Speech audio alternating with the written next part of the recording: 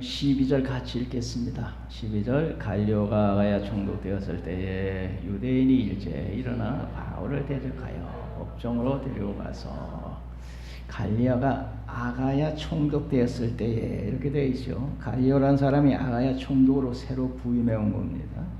갈리오는 네로 황제의 스승인 세네카의 형제였다 그래요. 아가야는 그리스 남부 지방인데 아테네, 고린도 이런 도시가 있는 그런 도시였습니다. 사도 바울이 거기서 하나님의 말씀을 1년 6개월 동안 선교 활동을 했다. 그래서 갈리오가 아가야 총독되었을 때에 유대인들이 일제에 일어나 바울을 대적하여 법정으로 데려갔어요. 거기서 하나님의 말씀을 1년 6개월 동안 거기서 전하였는데 갈리오가 총독으로 부임하니까 유대인들이 바울을 아가야 총독에게 고소를 했다는 겁니다. 대적하여 법정으로 데려가서. 자, 13절 다 같이 읽습니다. 말하되 이 사람이 율법을 어기면서 하나님을 경외하라고 사람들을 권한다. 고소 내용입니다. 율법을 어기면서 하나님을 경외하라고 사람들을 권합니다. 고소를 그렇게 했어요. 당시에 로마에는 공인된 종교에는 선교 활동을 못하게 했다 그래요. 그런데 기독교는 아직 초창기라 가지고 로마의 정식 종교로 인정을 받지 못할 때요. 그런데 사도 바울이 신흥 종교를 선교를 하니까 로마법에 어긋난다 해가지고 아가야 총독에게 고소를 한 거예요. 이 사람이 아직 로마가 인정하지 않는 신흥 종교를 이렇게 퍼뜨리고 있으니 당신에게 고발하니까 이 사람을 처벌해 주세요. 이렇게 했다 그래요. 근데 로마가 기독교를 인정한 건 주후 313년 콘스탄틴 대제가 기독교를 공인하면서 313년 이 로마의 국교가 기독교가 되는 놀라운 기적이 일어났죠. 로마가 기독교를 탄압했는데 313년 콘스탄틴 대제 때 기독교가 로마 국교가 된 거예요. 그래가지고 기독교가 로마 국교가 돼가지고 로마 사람들 다 예수 믿어요. 놀라운 일이 일어났죠. 기적이 일어난 거예요. 그런 바람에 기독교가 아주 확 퍼졌긴 했는데 문제가 생겼어요. 기독교가 국교가 되면서 너무 기독교 권세가 세지면서 타락을 해버린 거야. 타락. 기독교가 어려울 때는 하나님 뜻대로 살려고 기도하고 주님 뜻대로 살려고 했었는데 국교로 인정받고 난 후에 이 기독교가 권세 있는 종교가 되면서 타락을 했어. 기독교가 타락을 해서 중세 암흑 시대가 되었다는 그런 얘기가 있죠. 그러니까 이게 참 그래요. 어려울 때는 기독교가 주님 뜻대로 살려고 기도하고 했었는데 기독교가 힘이 생기면 타락하더라. 그래서 우리 한국교회도 초창기 어려울 때는 우리 한국교회가 기도를 많이 하고 불이 붙어가지고 열심히 선교하고 우리 한국 기독교가. 그런데 지금 기독교가 힘이 생기니까 경제적으로 발전하고 힘이 생기니까 기독교가 열심히 식어지면서 이렇게 약해지기 시작한다. 어려울 때는 하나님께 열심히 매달려 기도하고 열심히 하나님 섬겼는데 기독교가 부흥하고 힘이 생기니까 이게 점점 기독교가 전도도 안 되고 기도도 안 하고 점점 약해지는 현상이 있다 그러잖아요. 그러니까 참 그런 게 있습니다.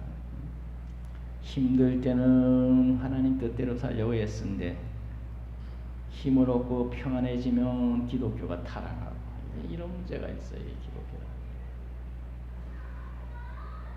개인도 그렇죠. 개인도 어려울 때는 하나님께 매달려 기도하고 살 길 열어주세요. 눈물 콧물 흘리며 하나님께 매달리다가 모든 게 형통하고 배가 부르면 점점 신앙생활에 나태하고 하나님 멀어지면서 좋은 날씨 어디 여행이나 갈 데 없나 하면서 신앙생활이 개인도 생활이 나아지면 점점 믿음이 약해지는 거야. 그 여러 가지 양면성이 있다니. 언제나 어려울 때도 하나님 잘 믿고, 형통할 때는 감사해서 더 잘 믿고, 언제든지 하나님을 잘 믿는 그런 우리들이 되십시다.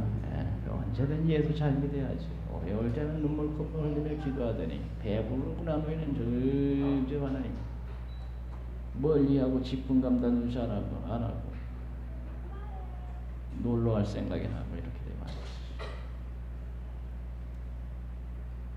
그러니까 기독교가 313년에 공인되기 이전입니다. 이때가 이전에 이 신흥 종교를 사도 바울이란 사람이 이렇게 퍼뜨리니, 율법을 어기면서 하나님 경외하라고 사람들을 권하니 이 사람 처벌해 주세요.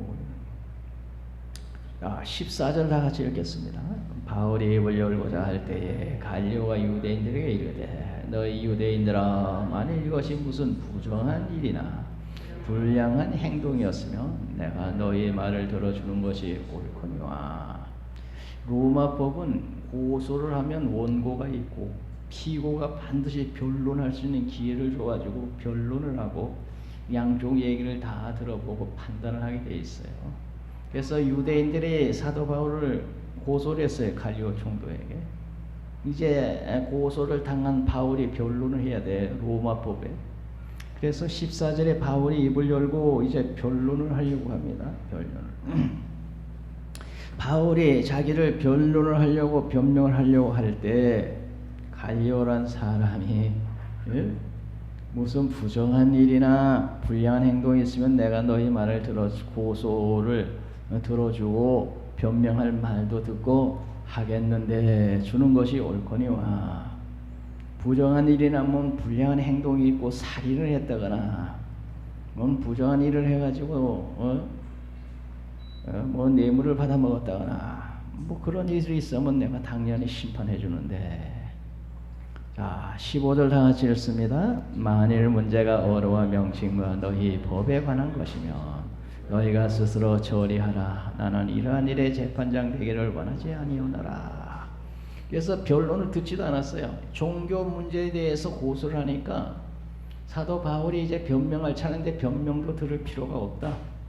무슨 부정한 일이나 불량한 행동이 있으면 내가 당연히 심판해야 되지만 너희의 종교 문제 가지고 얘기하면 나는 거기는 상관하지 않겠다. 무슨 언어나 하는 건 언어는 신봉하는 교리, 말씀이나 또 명칭은 예수 이름이고 법은 유대인의 율법을 말해요. 그래서 너희 언어나 명칭과 너희 법에 관한 종교법, 율법에 관한 것이면 너희가 스스로 처리하라. 나는 이러한 일에 재판을 되고 원치 않아. 종교 가지고 나한테 가지고 오지 마. 요새 교회 문제로 법정에 고소를 해가지고 참 요새 교회들이 교회도 그렇고 종교 문제로 사회법정에 고소를 해가지고 사회법정에 가서 재판장의 재판을 받고 이런 식이라 이게 지금 종교 문제를 지금 위에 고소하고 변명하고 재판 받으려고 하는 거예요.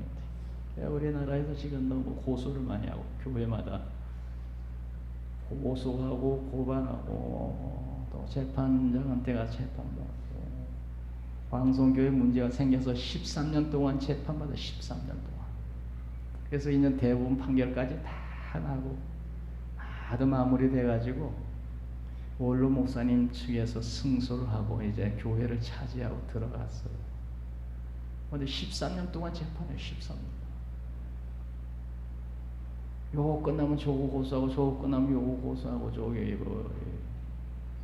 후임 목사가 그래가지고 이렇게 고소하고 저렇게 고소했는데 뭐 비리가 없으니까 원로 목사님이 비리 저지른 게 없으니까 결국에는 원로 목사님 승소하고 이제 그 사람들은 나가고 원로 목사님 측에서 들어가서 지금 교회를 하고 있어요.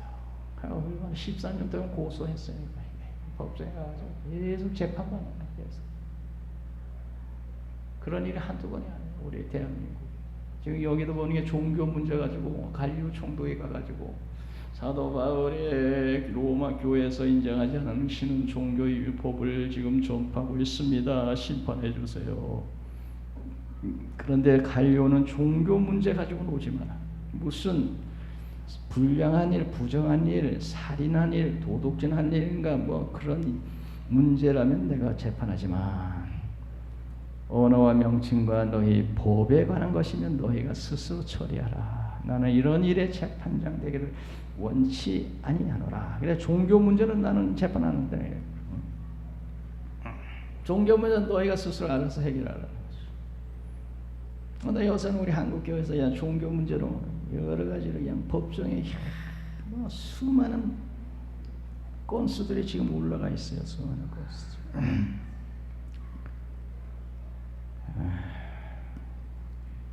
그런데 거기에 재판장이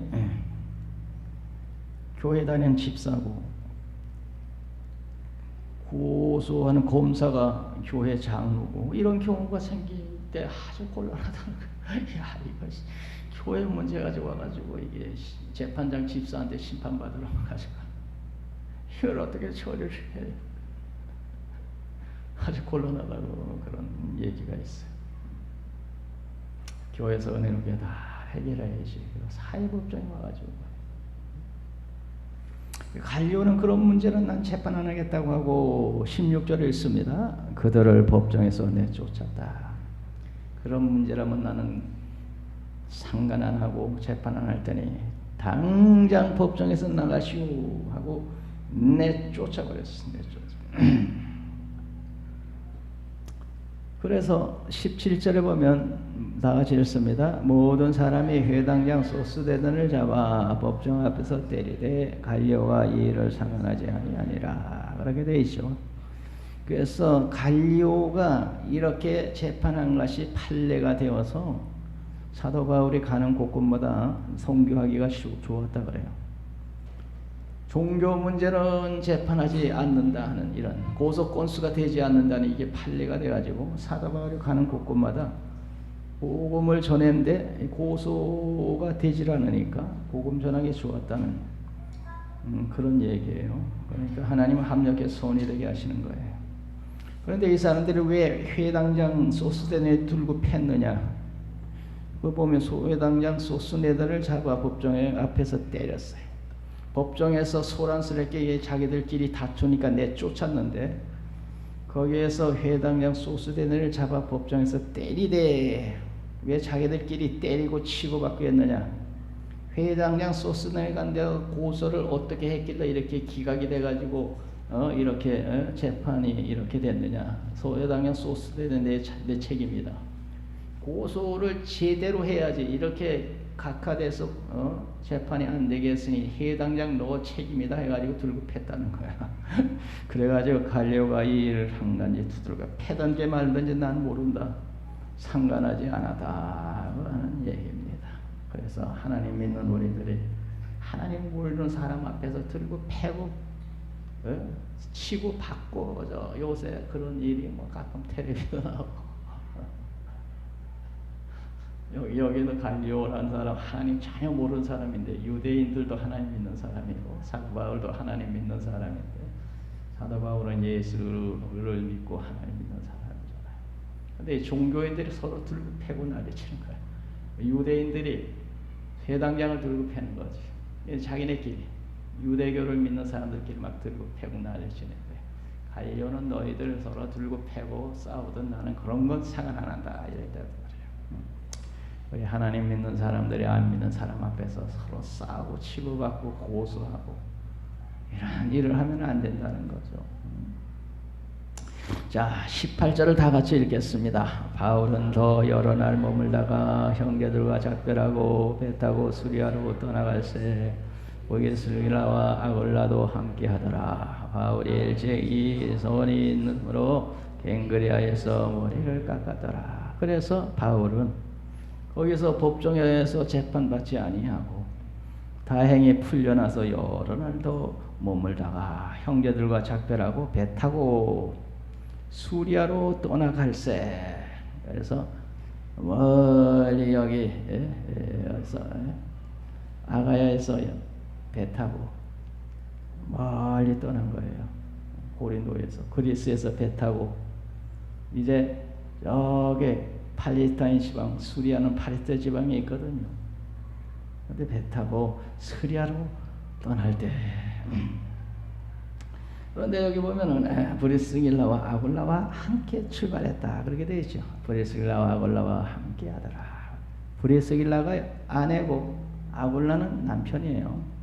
이렇게 항상 아내 이름이 먼저 나와요. 옛날에는 남자가 우선시대였는데 아담과 하와 이렇게 남자를 우선시로 했는데 여기는 브리스길라 아내와 남편이 먼저 이렇게 나왔단 말이에요. 왜 아내를 먼저 하고 남편 이름이 뒤에 나왔을까? 이때 그 전번에 얘기했죠. 왜 그렇다고요? 왜 그렇다고? 이한미 집사님 몰라? 아하, 배경호 권사님 왜 아내 이름을 먼저 하고 남편 이름을 나중에 했다고요?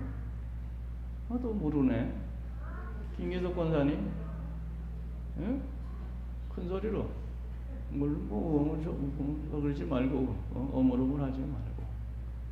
최미동 권사님, 그래 아내가 믿음이 좋아가지고 언제나 아내가 남편을 리드하는 입장이었거든. 믿음이 좋으니까. 그래서 더 믿음이 좋은 브리스길라 아내와 남편인 아굴라. 우리 교회도 그런 가정이 있을 수 있겠죠. 아내가 남편보다 믿음이 좋아서 언제나 아내가 앞장서고 남편은 뒤에 끌고 이렇게 예수 좀 잘 믿읍시다, 좀 힘냅시다 이러면서 언제나 아내가 앞장서는 그런 가정이 있겠죠. 마찬가지라니까. 브리스길라 아내가 믿음이 좋은 사람이고 아굴라 남편이 아내보다 못하니까 언제나 사도 바울은 말할 때마다 브리스길라와 아굴라 가정에 무난하노니 언제나 이 아내가 믿음이 더 좋으니까 언제나 이름을 앞선 거야. 편지 쓸 때도 언제나 브리스길라 아굴라 가정에 무난하노라 이렇게 된 거야. 왜 그렇다고? 아내가 믿음이 더 좋으니까. 그래서 우리 교회도 그럴 수 있잖아요. 이현미 집사님과 윤상철 집사님 가정이 무난하노니 왜 이현미 집사님 먼저 했어요? 더 좋아요? 뭐 믿음이 좋은지 모르겠는데 이현미 집사님 교회 먼저 나왔으니까 언제나 이현미 집사님과 윤상철 집사님 이렇게 된 거야. 이현미 집사님 먼저 나와서 남편이 전도를 했잖아요. 근데 세월이 지나고 어느 순간인가 남편 믿음이 더 좋아진 거야. 당신 그런 믿음은 되겠어? 이러면서 그냥 아내를 책망하고 막 그런다고. 그런 경우도 있어요. 저기 한동대교 총장 그랬다 하잖아요. 아내가 그냥 기독교 가정에서 태어난 여자였는데, 그리고 같이 결혼했는데 한동대학교 김영혁 총장은 예수 안 믿는 사람이었는데 아내는 기독교 가정이야, 집안 대대로. 근데 김영혁 이 사람이 나중에 은혜를 받은 거야. 아내는 오랫동안 기독교 가정에 태어나서 예수 믿었는데 은혜라는 걸 모르고 살았는데 김영일 장로는 이제 처음 교회 나와가지고 성령의 불을 받은 거야. 그래가지고 뜨거워져가지고 아내보다 더 열심히야. 뜨거워져. 아내는 아직 성령 못 받았는데 기독교 가정에 태어났는데도. 그러니까 이제 예수 믿기 시작한 남편 김영일 장로 자기 아내 보니 기도도 하나. 아니 신앙생활 아주 게으르고 나태하니까 말이죠. 당신 그렇게 예수 믿으면 되겠어? 예? 기독교 가정에 태어난 사람이 뭐 신앙생활을 그렇게 그따구로 하고 있어. 똑바로 좀 믿자고. 그 아직에 불 받고 뜨거워지니까 아내를 막 책망하는 거예요. 그 아내의 간증에 그런 게 나와 있어. 아내의 간증에. 옛날에 갈대상자라고 하는 아내가 간증을 썼어. 책을 썼는데 갈대상자라고 하는 그 여자 아내가 거기에 보면 간증 쓴 데 보면 그런 게 나와. 그 자기가 고백한 거야. 아내가 남편이 불받고 뜨거워져가지고 자기한테 자네가 어떻게 당신이 그냥 기독교 가정에 태어나서 그렇게 믿음의 가정인데 어떻게 당신은 그런 모양이야. 똑바로 예수 좀 믿어보자고 하면서 남편이 오히려 여자를 막 책망해. 그리고 말이요. 오늘날에 보면은 이 아내가 예수를 믿고 아직 은혜를 못 받은 거야. 기독교 가정이지만. 그래가지고 짜증이 많고 불평이 많고 불평불만이 많고 잔소리가 많고 막 그러는 거야. 그래서 길명일 예분이 처음 예수 믿을 때지. 여보, 당신은 기독교 가정에 태어나서 예수를 그렇게 오래 믿었는데 뭔 짜증이 그렇게 많고 불평이 왜 그러마나. 나는 우리 집에서 우리 누님들이 예수 안 믿어도 난 그렇게 불평 하나 못 봤어. 이렇게 얘기를 한 거야. 이렇게. 그때 이 아내가 깜짝 놀란 거야. 나는 우리 가정이 예수 안 믿는데 예수 안 믿는 우리 누님들이 당신처럼 그렇게 불평불만하고 나는 짜증 부리는 거 난 본 적이 없어. 예수 믿는 가정에 태어나서 예수를 그렇게 오래 믿는 당신은 뭐가 그렇게 불평이 많고 불평 짜증이 많아 도대체. 이 얘기를 하는 순간에 뒤통수를 팍 망치로 뒤통수를 맞은 것 같더래.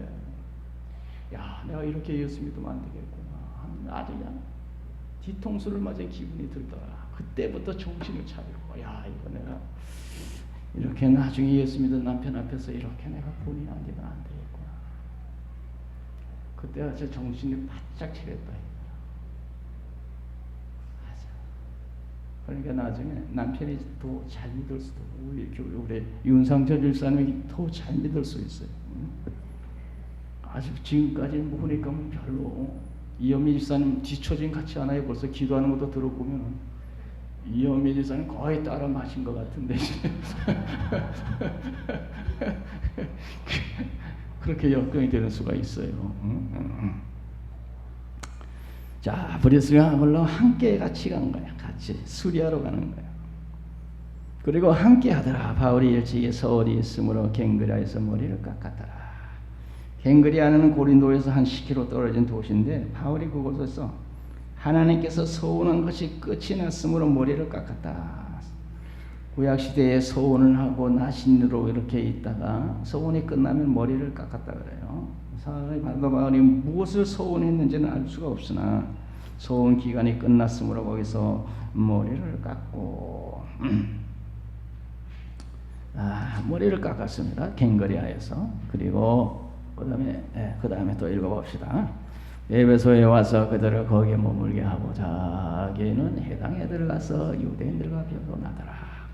그런데 고린도에서 그 아가야 지방 고린도에서 배를 타고 수리아까지 가는 데는 여러분 그리스에서 배 타고 팔레스타인 가는데 옛날에는 배편으로 이렇게 가더라도 그 거리가 멀어서 하루에 다 갈 수 있는 거리가 아니었어요. 그래서 그리스에서 배 타고 저 터키 에베소 지방에 들려서 거기서 하루 쉬어서 다시 이렇게 하루 동안에 그리스에서 팔레스타인까지 갈 수가 없어서 가다가 도중 에베소에 들려서 에베소에 와서 그들을 거기에 머물게 하고 자기는 회당에 들어가서 유대인들과 변론을 하더라. 바울은 잠깐 고린도에서 예루살렘 가는데 하루에 갈 수 없어서 에베소 들렀는데 그 사이에 쉬지 않고 에베소 회당에 들어가가지고 회당에 들어가서 유대인들과 변론하고 복음을 전했다. 그 사이 좀 쉬지. 사도 바울은 틈만 나면 복음 전한 거예요. 틈만 나면 와서 그들을 머물게 하고 자기 동행들은 머물게 하고 자기는 회당에 들어가서 유대인들에게 복음을 전하고 변론했다. 때를 어떤지 못 어떤지 기회만 되면 복음 전하고. 사도 바울 본받을 만한 좀 쉬지. 남들은 쉬게 하고 자기는 회당에 들어가서 복음 전했다. 와, 얼마나 열심히 하나님 복음 전했는지 말이죠. 20절 다 같이 읽읍시다. 여러 사람이 도울의 길을 청하되 허락지 아니하고. 거기에 들어가서 복음을 전할 때 여러 사람이 은혜 받고 좀 더 말씀 전해주세요. 가지 말고. 에베소 사람들이 붙잡은 거야. 더 오래 있어서 며칠만 더 계셔가지고 더 하나님의 말씀을 좀 전해주세요. 여기 사람들이 은혜를 받고 간청하면서 매달리니까 사도 바울이 허락지 아니하고 21절 다 같이 읽습니다. 작별하여 이르되 만일 하나님의 뜻이면 너에게 돌아오리라 하고 배를 타고 에베소를 떠났다. 그때에 사도 바울이 허락지 아니하고 냉정하게 뿌리치고 작별하고 이르되 만일 하나님의 뜻이면 너에게 돌아오리라 하고 하나님의 뜻이면 돌아오리라 하고 배 타고 에베소를 떠나 수리하러 간 거죠. 그럼 왜 사도 바울이 며칠 더 있으면서 은혜를 끼치어 주지 그렇게 냉정하게 뿌리치고 갔을까? 그것은 사람들이 생각하기를 그때 오순절이나 유월절을 명절을 지키려고 이왕 가는 거 명절을 맞춰서 가서 명절까지 지키면 좋잖아요. 절기를 지키면 오순절이든 유월절이든 이왕 가는 거. 유대인들의 대명절에는 유월절을 오순절을 거기에 맞춰서 가서 지키면 좋으니까 그 명절을 맞춰서 가려고 부득이 뿌리쳤을 것이다. 청와대에 허락지 않은 건 거기에 예루살렘에 올라가서 유월절을 지키려고. 거기서 며칠 더 하다 보면 유월절 지나가 버리잖아요. 오순절 지나가 버리잖아요.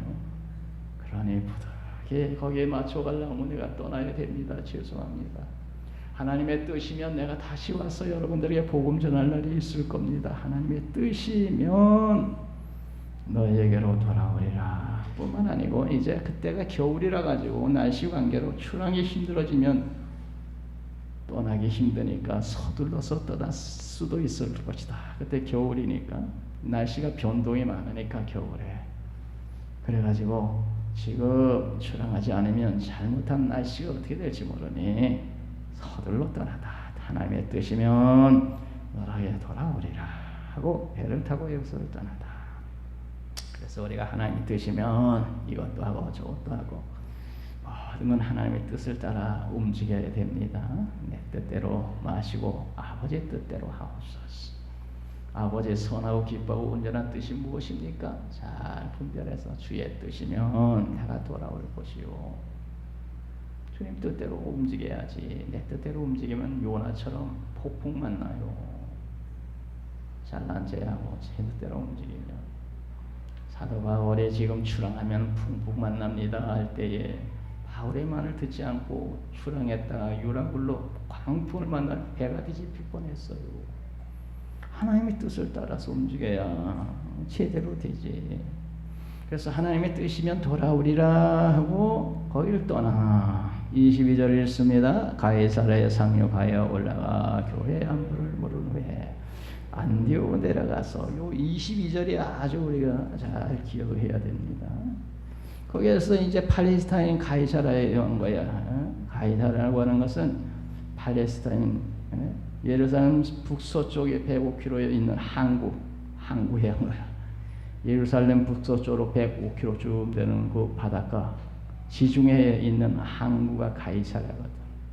그 항구에 상륙을 해서 105km 되는 예루살렘으로 올라갔어요. 올라가니 하니 올라가 이렇게 되죠. 어디로 올라가느냐 하면 예루살렘으로 올라가. 예루살렘 수도 서울로 올라간다. 서울로 내려간다는 얘기는 없어요. 서울로 올라간다. 서울이 중심이에요. 북쪽에서 올 때도 서울로 올라간다 그러지 서울로 내려간다는 얘기 안 해요. 수도니까. 예루살렘은 어디서든지 올라간다 그러지 예루살렘 내려간다는 얘기를 안 해요. 왜냐하면 예루살렘은 수도니까. 올라가 한 것은 예루살렘으로 올라갔다는 거예요. 올라가 교회 안부를 물은 후에 교회 안부는 예루살렘 교회 안부를 물은 거예요.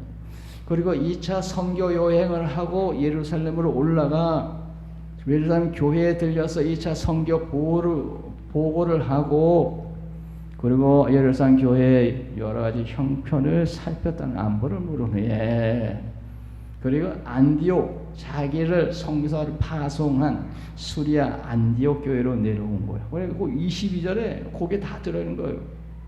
2차 선교 여행을 보고하고 예루살렘 교회에서 그리고 예루살렘 교회에서 안디옥 교회 자기를 성교사로 파송한 수리아 안디옥 교회로 와서 내려와서 그렇게 되는 겁니다. 22절이 아주 중요한 그런 내막이 있는 말씀이에요. 그래서 2차 선교 여행을 보고하고 수리 안디옥 교회로 내려왔다. 23절 다 같이 읽겠습니다. 얼마 있다가 떠나 갈라디아 보르기아 땅을 차례로 다니며 모든 제자를 굳건하게 하니라. 그래서 얼마 있다가가 얼마쯤이냐 이렇게 그래서 연구를 했더니 AD 52년 여름부터 AD 53년 봄까지 52년 여름에서 쭉 지나 가을, 겨울, 그리고 봄, 다음에 봄까지, 여름에서 다음에 봄까지가 얼마 있다가 기간이 그렇게 된 거예요. 그러니까 한 10개월 정도, 9, 10개월 되겠죠.